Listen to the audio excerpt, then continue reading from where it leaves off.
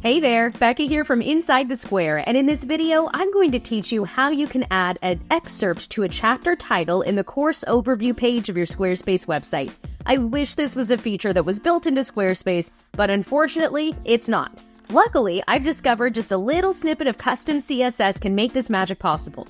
What we're going to do is copy the code that's in the description underneath this video and paste it into my demo site. Then I'll teach you how to customize this code to make it uniquely yours so you can add a unique excerpt to any and all chapters inside the course that you're hosting on your Squarespace website. Without further ado, I'll go ahead and share my screen so we can get started.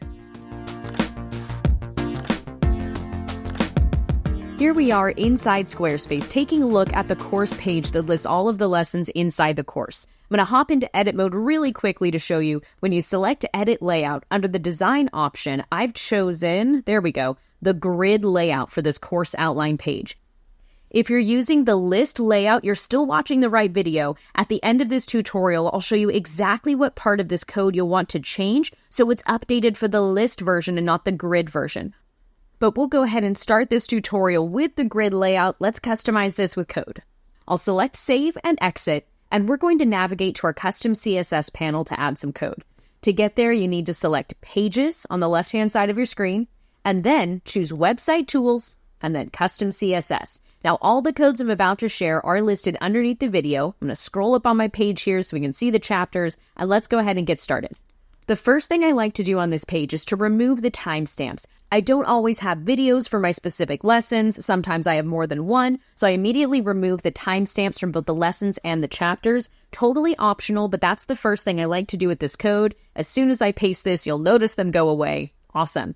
Now the next thing I'm going to do is remove this border underneath the word chapter. That border can kind of get in the way of the excerpt and the lessons themselves, so I'm just going to add this new line of code that removes the border. Now, if you like the border, you can absolutely leave it, and you can even customize it. Instead of saying border bottom none, maybe you want to say 10px dotted red, because that matches the style of your own website. Super customizable. Whatever you'd like to do with that border, go for it, but personally, I like to remove it. Now, this next line of code I'm going to add is going to give a background to the chapter, so it really isolates it on the page, and I'll go ahead and explain to you how this code works. What I've done is said inside this course grid, anytime you see a chapter item, give it a solid color background, curve the corners by 10px. I wanted this to match my lesson corner. If you want them to be 90 degrees, just remove that code. Otherwise, change the 10px to suit the style of your own site. And then after that, I've said padding 20px. Watch what happens when I remove this line of code. Do you see how the chapter and the lessons and all the text is pushed right up to the edge of this container? I like to give it a little bit of space, so I add padding 20px. I'll go ahead and select save, and we'll take a look at the mobile version as well, so you can see that that padding really doesn't make that big of a difference for the layout on either device. All right, cool. We've styled the chapters. Now let's add our unique excerpt for each one of these. I'm going to add a big chunk of code right here, and I'll walk you through it. All right, we've just added the excerpts for our chapters. Here's how it works. It says when you see a chapter item and there's a name there, after that name, I want you to add this content. I want you to give it a little bit of space, and then we're going to change the font style. Now let's go ahead and talk about this really quickly. This part of the text is what you can change to anything you want it to be for the chapter. And then underneath that, we've said white space pre. If we remove this line of code, that text will be right next to the chapter title. Feel free to remove it if you want. I like having the chapter title on a new line, so I leave that white space pre in my code. Now, after that, I've customized the font with a few lines of code here. I've said make the font size 1 rem, change the font weight so it's not as bold, and reduce the line height. All of these change the style of that text. If I don't customize it, it's going to match the chapter title itself, and that made it a little too bold and too dramatic for me. I wanted to make sure that this excerpt was unique and didn't distract from the chapter title, so I changed the size, weight, and line height. You can also change the color. Maybe you want it to be bright red, or maybe you want it to be a specific hex color code. That's going to be too light for this particular site, so we'll change it to a dark gray, and there we go. Super customizable. I'm sure you've noticed at this point, all of the chapters here on this page have the same text. Obviously, that is not ideal, so we're going to customize that with some more code. Again, all of this will be in the description below. Just stick with me here as I walk you through it. This next line of code says anytime you see a chapter item and you're looking at the second one, I want you to place this text after it. So check it out. We have chapter 1 says anything you want it to be. That's our first line right here. And then chapter 2 has a completely different description, and that's what we've added here.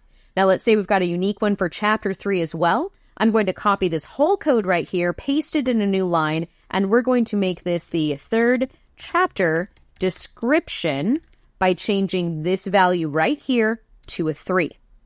There we go. Now we have a unique one for chapter 3. So if you want to repeat this for chapter 4, copy this code and paste it again, change this value to 4, and add your custom text here. We don't have a 4th chapter in this example, so I'm just going to remove that line of code so we can see we've got the 1st chapter, the 2nd, and the 3rd. Now go ahead and select Save because I want to show you something unique on mobile. When we look at the mobile view of our site, I want you to notice that chapter 2 is so long, it's running off the screen, and that's not what we want. So I need to add one more line of code here. On line 23, right after the color, I'm going to add a semicolon, and I'm going to say text wrap. There we go. Now the actual description of the chapter will wrap around and fit within the container. So if it's too long and goes off the screen, add that extra line of code. We'll go ahead and select Save, and let's move on to editing the list version of this layout. I'll go back to the desktop view, we'll select Edit, and over here, I'm going to select Edit Layout, change the design to, there it is, change it to the list layout. All right, we'll select Save and Exit, and let's customize our code. All we have to do now is change the word grid inside our excerpt to be the word list, and everything will update for the list version of our course instead of for the grid version of our course. Isn't that awesome? Squarespace made this one easy on us. So anywhere it says grid chapter, just change the text to list chapter and you'll be good to go. Underneath this video, you'll find all the codes that we just used to add that excerpt to the course overview in our Squarespace website. Make sure that you update the text between the quotation marks and make sure you update the number value so that the right excerpt goes with the correct chapter. Now, on the off chance that you have more than one course on your Squarespace website, you can add this code to what's known as page header code injection. I don't know why I use quotation marks. That's what it's called. Anyway, page header code injection for an individual course.